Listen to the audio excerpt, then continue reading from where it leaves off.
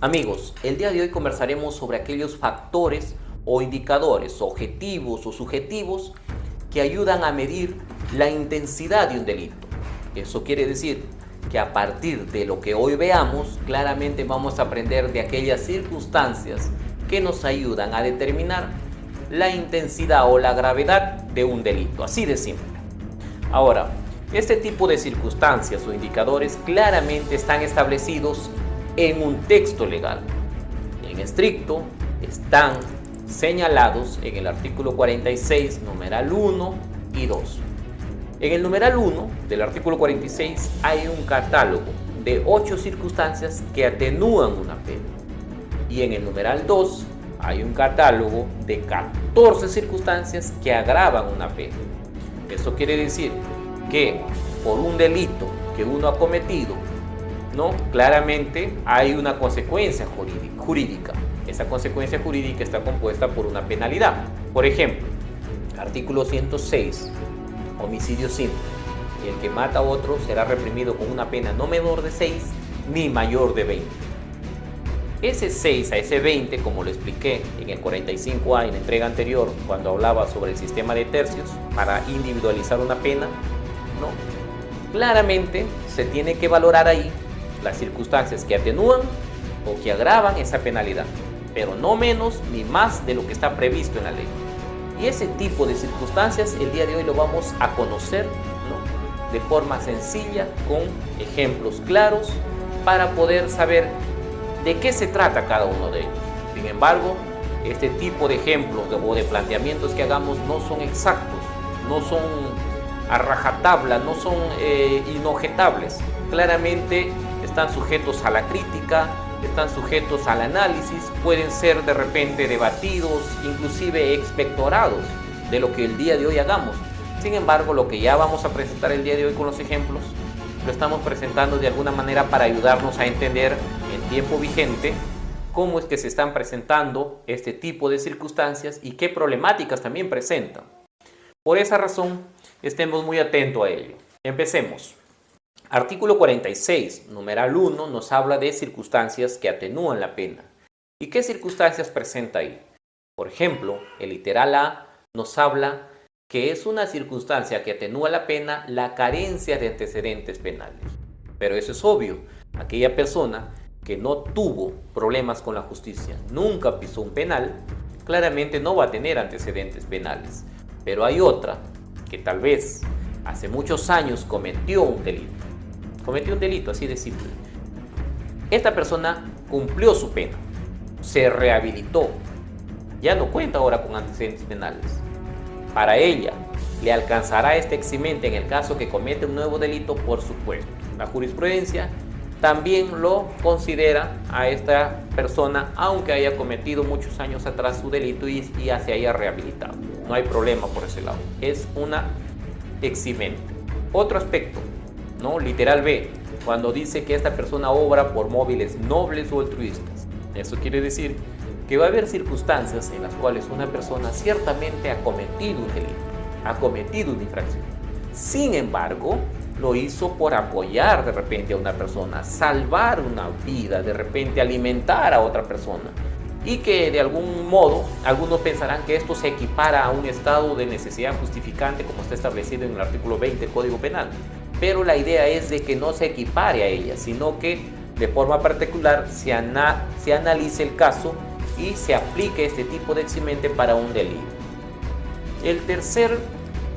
La tercera circunstancia agravante del 46, numeral 1, es obrar en un estado, dice ahí, de emoción o de temor excusables. Acá no tiene nada que ver con el miedo insuperable ni con la fuerza física irresistible. Acá se está hablando de un temor, de un estado de emoción que seguramente por algunas circunstancias, por algunas características que acompañan o que representan, hace que se justifique su acto. La jurisprudencia, por ejemplo, dice que son circunstancias que hacen excusable a una emoción cuando esta persona actúa después de que ha sido su honor mancillado, por ejemplo, o por alguna afrenta inmerecida, dice, o alguna ofensa injustificada.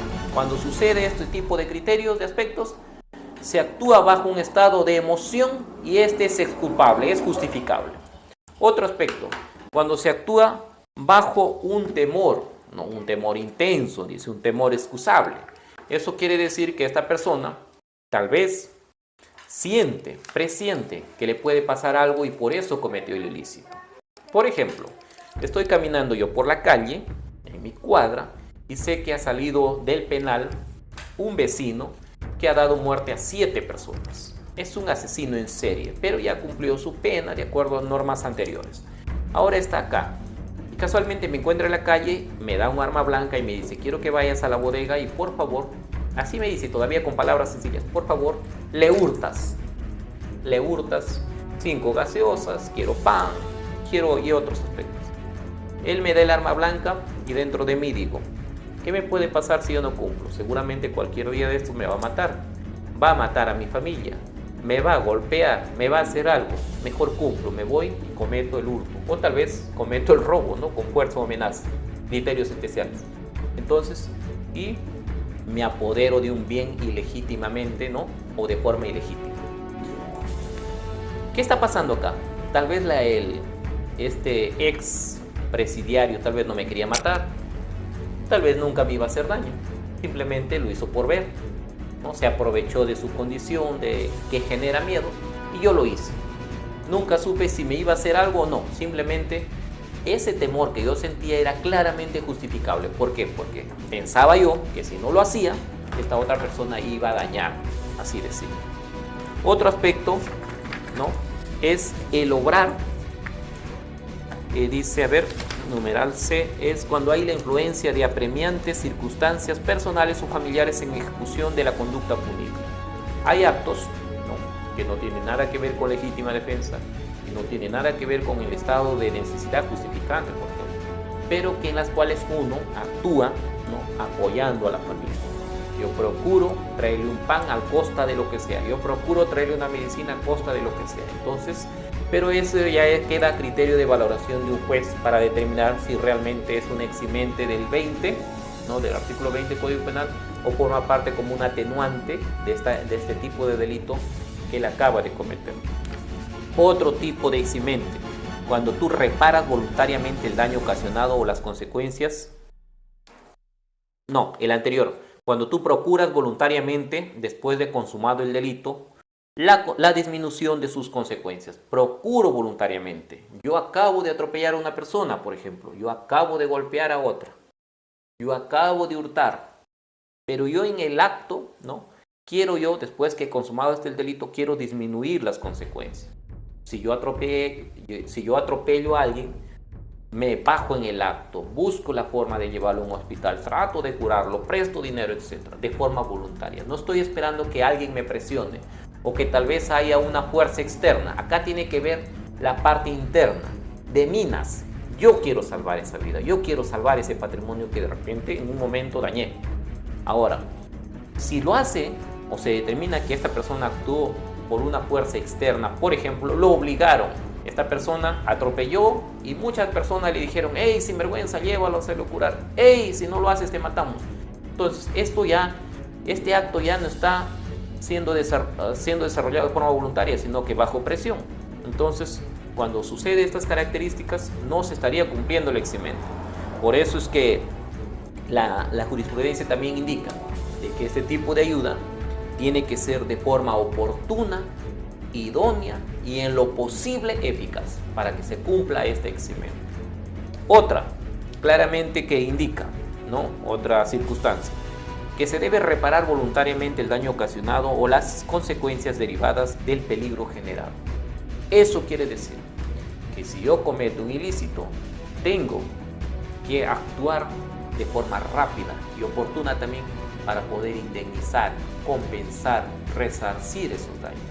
No debo de esperar un juicio, no debo esperar una sentencia para que me impongan una reparación civil. No, tengo que hacerlo de forma voluntaria y rápida. Otra eximente, presentarse voluntariamente a las autoridades. Eximente digo que son las circunstancias finalmente, ¿no? Tal vez esté utilizando mal el término. Otra circunstancia atenuante. Dice, y presentarse voluntariamente a las autoridades después de haber cometido la conducta punible para admitir su responsabilidad. Bueno, hay un poquito problemas con este tipo de atenuante genérica. ¿Por qué? Porque algunos la equiparan, por ejemplo, con la confesión sincera. Yo me voy, confieso mi delito, se corroboran algunos aspectos y finalmente se me reduce la pena a 1/3, ¿no? Porque ese es un tipo de disminución de la pena por bonificación procesal, por ejemplo. Entonces, acá ya también es cuestión de criterio del juez a valorar si realmente equipara una confesión sincera o sencillamente la tiene que aplicar de acuerdo a este tipo de circunstancias de la letra G del artículo 46, numeral 1. Finalmente, lo que dice el literal H también es otra circunstancia, la edad del imputado en tanto que ella hubiese influido en la conducta punible.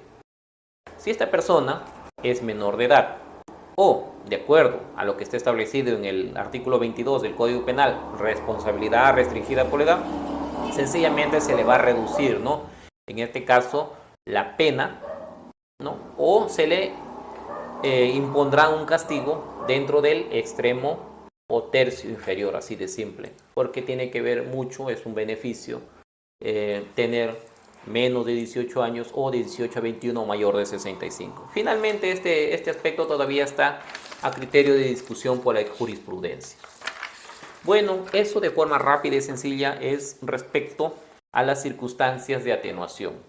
Ahora conversemos sobre las circunstancias genéricas agravantes. Eso quiere decir de aquellos factores o indicadores que agravan una pena. Pero ojo, como lo repito, este tipo de circunstancias solamente hacen o ayudan a determinar la pena en concreto dentro de los márgenes de la pena abstracta, de los límites de la pena legal.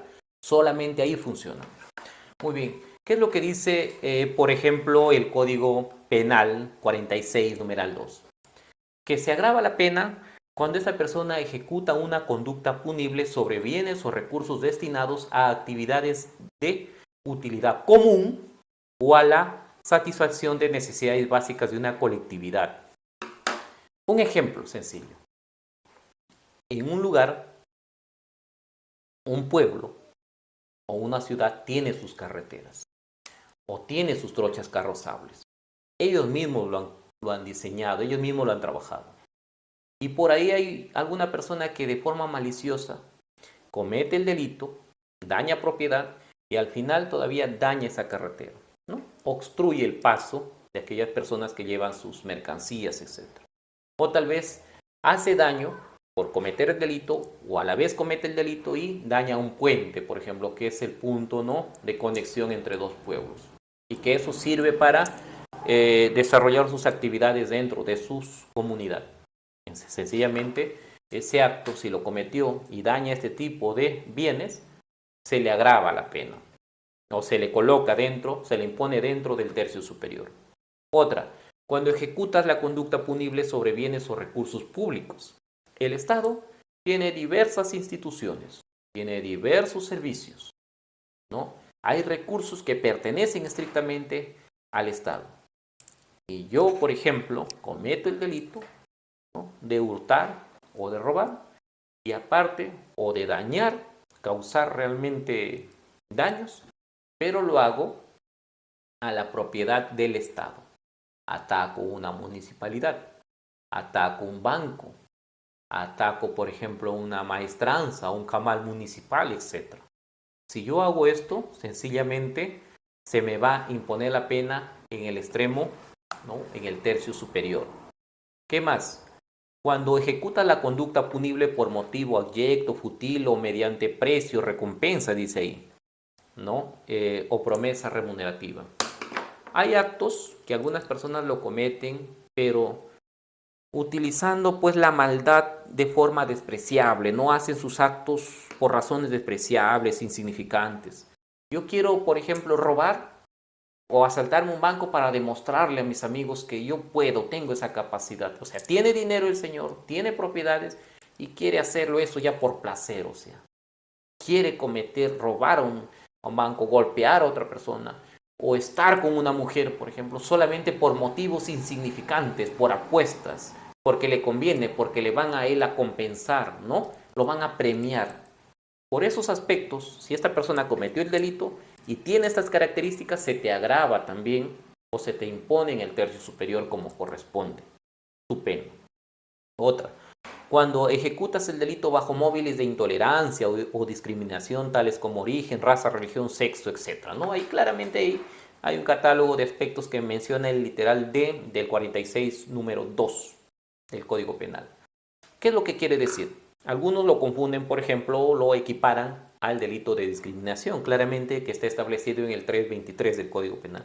Pero acá hay otro aspecto, que yo, por ejemplo, golpeo a otra persona, ¿por qué? Porque por su orientación sexual, o lo golpeo porque es negrito, o lo golpeo por decir que solamente porque es mujer, o lo golpeo de repente porque yo tengo más dinero, o porque el otro es discapacitado y yo puedo más, o porque no habla bien, por su opinión, por eso lo tengo que golpear. Entonces, cuando se da este tipo de delitos bajo esta característica que lo ejecutes por ese tipo de motivos, se te aumenta la pena. ¿No? Se te aumenta una pena, se te ubica en el tercio superior, así de simple. Cuando también empleas en la ejecución de la conducta punible medios de cuyo uso pueda resultar peligro común, dice. Por ejemplo, yo quiero asaltar un banco o entrar a una casa, no, a hurtar o a robar, y utilizo, por ejemplo, una granada. Ya no es solamente un arma de fuego, no es de repente un arma blanca, sino es una granada de guerra. ¿Y esto qué puede ocasionar? Por ejemplo, ¿no? Que haya por ahí unos roces, unos golpes, de repente una resistencia que pueda explosionar este tipo de arma y cause muchísimo daño. Otro, ejecutar la conducta mediante ocultamiento o con abuso de la condición de superioridad sobre la víctima. Esto mayormente pues pasa con los secuestros, por ejemplo, no con los actos de violación. No son muy difíciles de entender este tipo de características o de circunstancias.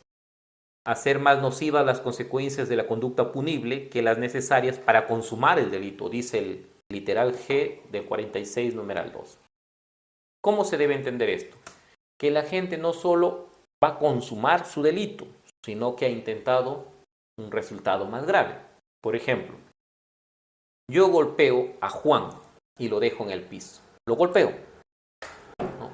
Sé que le he causado heridas graves y me retiro. Y cuando me estoy retirando sé que otra persona va a venir a salvarlo. Alguien lo va a tener que auxiliar, alguien va a tener que llevarlo al hospital.